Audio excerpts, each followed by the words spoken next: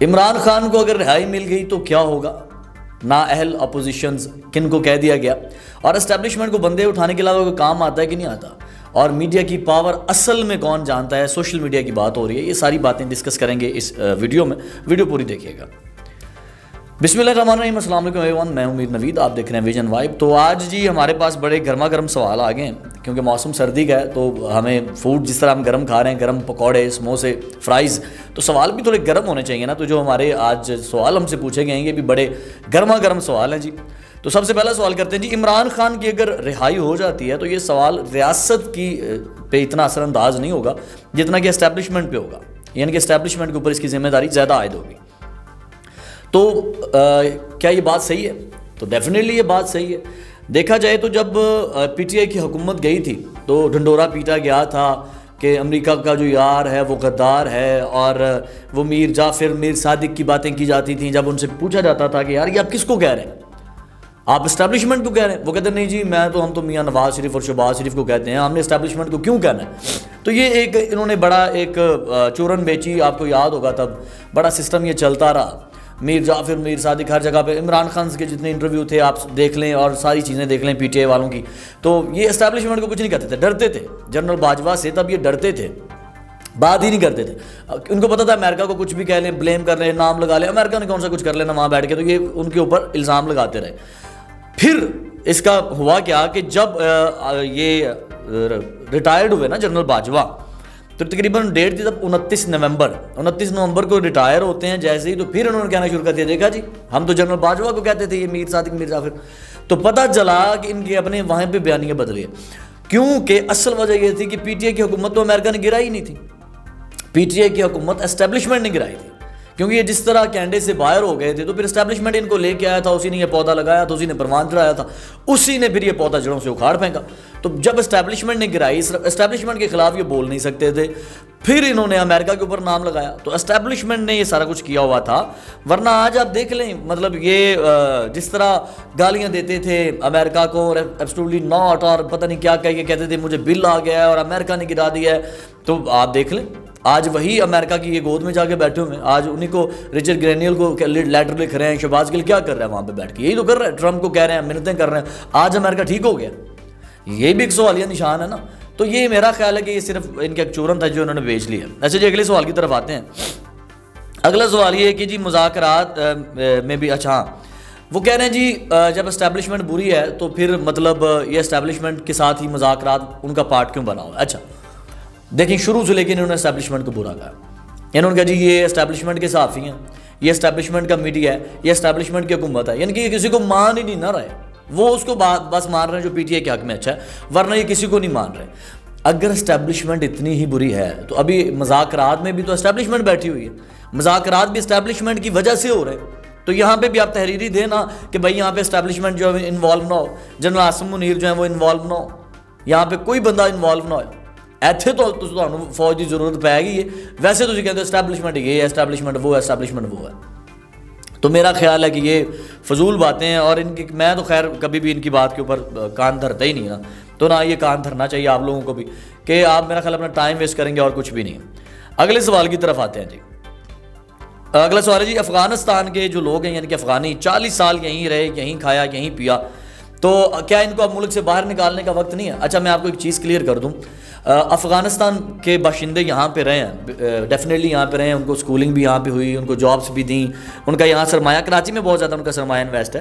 40 سال وہ یہاں رہے، بعد میں افغانستان گئے، 5000 کے قریب آئی تھنک سو وہ لوگ تھے. وہ یہاں سے جب گئے انہوں نے وہاں ٹرائب بنانے شروع کر دیے. تو پھر ان کو جب پی ٹی آئی یہاں پہ لے کے آئی تو ایک چیز کلیئر کر لیں، ایک گندی مچھی پورے تالاب کو گندا کرتی ہے. آپ کسی فرقے سے بھی نفرت نہ کریں، آپ لوگوں سے نفرت کریں. اگر کوئی شیعہ برا ہے تو کہیں یار یہ بندہ برا ہے، پورے فرقے کو آپ نہیں کہہ سکتے. یا آپ سنی کوئی اچھا نہیں لگتا، آپ کہیں یار یہ بندہ اچھا نہیں لگتا، پوری کمیونٹی کو نہیں کہہ سکتے. کوئی ہندو اچھا نہیں، آپ کہیں یار یہ ہندو. کسی کے اوپر تنقید نہ کریں. اب آپ چند افغانیوں کی وجہ سے، چند کل عدم لوگوں کی وجہ سے پورے افغانستان کو برا کہہ دیں تو میرا خیال یہ صحیح نہیں ہے. اس کے حوالے سے تھوڑی کریکشن کرنی چاہیے. سب ایک سے نہیں ہوتے، سب افغانی سیم نہیں ہیں. ہاں جو دہشت گردانہ حرکتوں میں ملوث ہیں آپ ان کو کہہ سکتے ہیں. تو ان کو نکالنے کی جہاں تک بات ہے، یار ہم 4 سے 5 سال بھی کہیں رہ لیں نا, کہیں پہ بھی, کسی بھی سٹی میں, کسی گاؤں میں, کسی جگہ پہ, تو ایک بانڈنگ ہو جاتی ہے, ایک دل لگ جاتا ہے انسان کی, یادیں وابستہ ہو جاتی ہیں, اپنوں کی قبریں وہاں بن جاتی ہیں, وہاں پہ بچے پڑوان چلتے ہیں, تو آپ کبھی بھی اس جگہ کو چھوڑ کے نہیں جا پاتے. تو بھائی تیسری نسل دوسری نسل شروع ہو جاتی ہے 40 سال میں, تو تیسری نسل آ جاتی ہے, تو کس طرح آپ چھوڑ کے جا سکتے ہیں؟ تو میرا خیال ہے سب کو نہیں نکال سکتے آپ, ہاں ان لوگوں کے خلاف آپریشن کر سکتے ہیں جو دہشت گرد ہیں یا مطلب اس طرح کی چیزیں کر رہے ہیں, تو باقی سب کو آپ اس طرح نہیں کہہ سکتے. جی بڑھتے ہیں جی اگلے کویسچن کی جانب سے. اچھا, فوج کے کندھوں پہ بیٹھ کے جو اپوزیشن میں آئیں گی, فوج کا کیا عمل دخل ہونا چاہیے پاکستان کی حکومت میں یا ساری سیاست میں؟ اچھا, یہ ایک معاہدہ ہوا تھا کہ نون لیگ, پی ٹی آئی اور سب کے نا پی ٹی آئی تو بعد میں آئی, یہ سب جماعتوں کا نا ایک معاہدہ ہوا تھا کہ اسٹیبلشمنٹ کے کندھوں پہ بیٹھ کے ہم سیاست میں نہیں آئیں گے. اٹس مین فوج طے نہیں کرے گی کس نے حکومت کرنی ہے اور کس نے نہیں کرنی. لیکن پھر یہ معاہدہ توڑ دیا گیا. نون لیگ نے پیپلز پارٹی پہ الزام لگائے جو انہوں نے معاہدہ توڑا ہے, پیپلز پارٹی نے الزام لگائے, نون لیگ نے معاہدہ توڑا ہے. جب دونوں ریاست کے اوپر کام کرنا شروع ہو گئے نا کہ ہم نے جی فوج کو انوالو نہیں ہونے دینا, فوج کو تو بیچ میں آنے ہی نہیں دینا, پھر فوج نے کیا کیا, اس نے 2011 میں پی ٹی آئی کو کھڑا کر لیا. پی ٹی آئی کو اس نے ایک تیسری پارٹی, تیسری فورس کھڑی کی, پی ٹی آئی کو اس نے ایک تناور درخت بنا دیا. پی ٹی آئی جو ہے وہ رول کرنے لگ گئی. اب پی ٹی آئی اگر پیپلز پارٹی اور نون لیگ کے ساتھ مل جاتی تو پھر یہ ایک چوتھی فورس لے آتے, کوئی اور پارٹی کھڑی ہو جاتی. تو میرا خیال ہے کہ یہ شروع سے ہوتا آ رہا ہے اور یہ ہوتا آنا ہے. اچھا جی اگلے سوال کی جانب آتے ہیں. پی ٹی آئی نے جو ملک کے خلاف لیٹرز لکھے ہیں, کیا ماضی میں بھی اس طرح کے لیٹرز لکھے گئے ہیں یا جماعتوں نے کام کیا؟ ڈیفینیٹلی کام کیا. ماضی میں بھی اس طرح ہوا ہے, لیکن وہ ڈھکے چھپے طریقے سے ہوتا تھا, ایک خوش اسلوبی سے کام ہوتا تھا, مطلب اس طرح ملک دشمنی کو ہوا نہیں دی جاتی تھی. لیکن پی ٹی آئی تو سوری ٹو سے شہباز گل صاحب خاص طور کے اوپر جو یہ کام کر رہے ہیں, تو میرا خیال ہے یہ تو جتنا پی ٹی آئی اوپن ہو گیا ملک دشمنی کے خلاف, اگر آپ سول نافرمانی کی کال دیتے ہیں, پاکستان کے اندر اگر ریونیو نہیں آتا, پاکستان ریونیو جنریٹ نہیں کرتا, تو ملک کو نقصان ہے نا. اگر آپ امریکہ کا ساتھ دیتے ہیں, امریکہ ہمارے ایٹمی پروگرام کو بند کرتا ہے, تو ملک کو نقصان ہے. تو پی ٹی آئی تو بالکل اوپن آ کے ملک دشمنی کر رہی ہے. تو میرا خیال یہ ہے کہ جس طرح پی ٹی آئی کر رہی ہے اس طرح پہلے کبھی نہیں ہوا, ویسے ڈھکے چھپے طریقے سے ہوتا رہا. دا نیکسٹ کویسچن از جی, ڈیجیٹل دہشت گردی کا لفظ یہ کب ہوگا اور کیسے ان کو کنٹرول کیا جائے گا؟ کیا جن کو بوتل میں بند کیا جا سکتا ہے؟ اچھا, ڈیجیٹل جو دہشت گردی کا لفظ ہے میرا خیال ہے یہ بہت وزنی لفظ ہے. اس لفظ کو ہم تو نہیں کہہ سکتے, آپ کہہ لیں تو چلو, آپ آزاد ہیں, قوم کچھ بھی کہہ سکتی ہے. جہاں تک ہے نا ڈیجیٹل دہشت گردی کی بات, تو عمران خان صاحب نے نا اصل میں سوشل میڈیا کو سمجھا ہی نہیں ہے. سوشل میڈیا عمران خان جو ہے اچھے خاصا ان کی ٹیم سمجھتی ہے, وہ ہر بار کہتے ہیں میری سوشل میڈیا ٹیم بڑی اسٹرانگ ہے.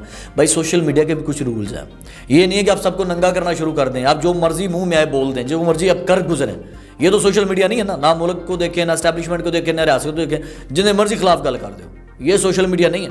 اور میں سمجھوں گا کہ اس حوالے سے عمران خان صاحب جو بڑے ہی خوش نصیب ہیں کہ انہیں نااہل جو ہیں وہ ملے ہیں اپنے حریف اپوزیشن, اور خاص کر کے جو ہیں نون لیگ والے, کیونکہ پیپلز پارٹی تو اتنا خیرگاری نہیں رہی, ایم کیو ایم یا دوسری جماعتیں سوشل میڈیا کا ان کو پتہ ہی نہیں. عمران خان کو ول پاور کا پتہ ہے سوشل میڈیا کا, ٹھیک ہے, وہ یوز بھی کر رہے ہیں لیکن وہ غلط یوز کر رہے ہیں. سوری ٹو سے وہ غلط یوز کر رہے ہیں یار, جو آیا کر دو, بول دو, یہ چیز ایک غلط ہے.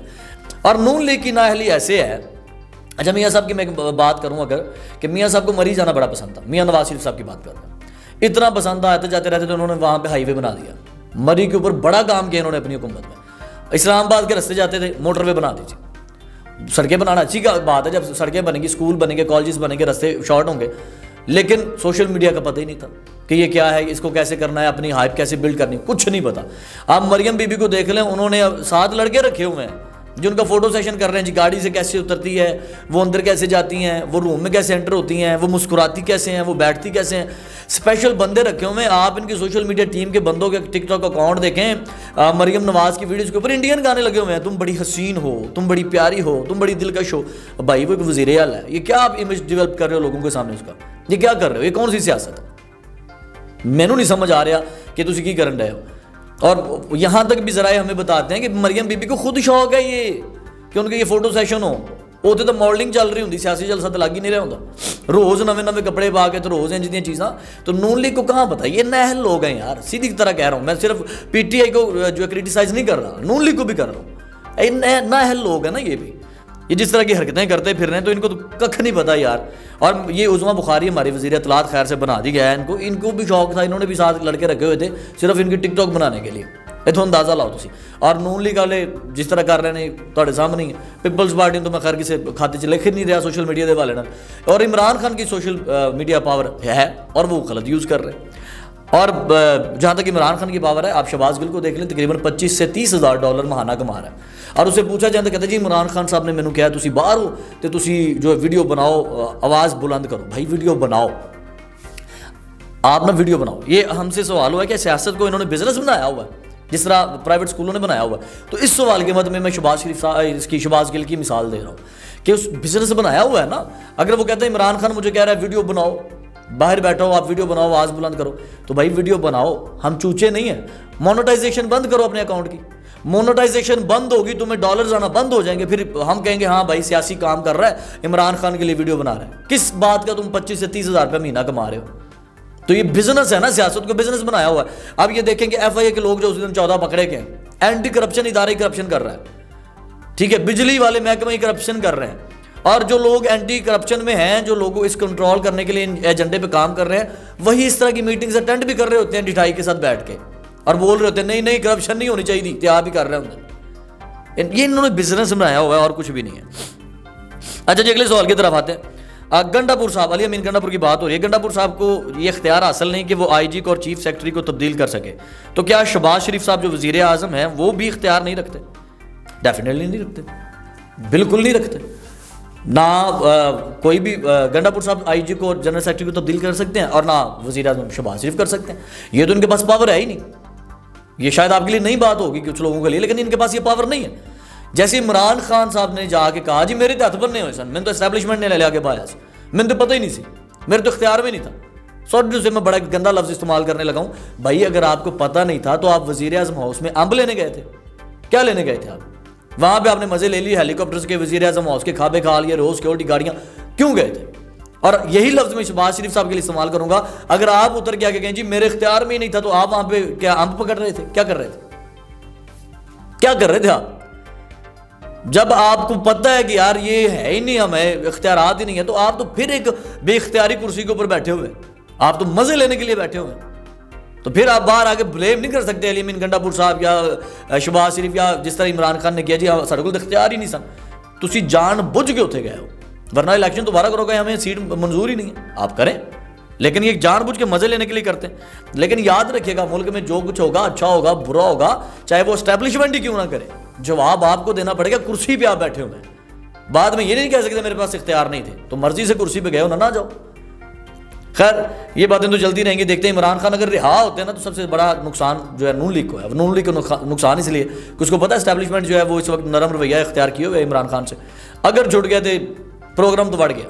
نون لیگ تو جائے گی اقتدار سے, اور ہو سکتا ہے پی ٹی دوبارہ آ جائے. تو اس وقت بھاگ دوڑ جس طرح مریم نواز ملی نہیں رہی اپنے ایم پی اے سے ایم این اے سے, انہیں چاہیے باؤنڈنگ رکھے, چیزیں کریں, اور کچھ بھی ہو سکتا ہے. آج جو ہے نا کچھ بھی روٹین بدل سکتی ہے, تو لہٰذا میرا خیال ہے کہ سب سے بڑا نقصان جو ہے وہ نون لیگ کو ہوگا. دیکھتے رہیے ویژن وائے. میر نوید کو اجازت دیجیے, دوبارہ ملیں گے اللہ نے کے بعد.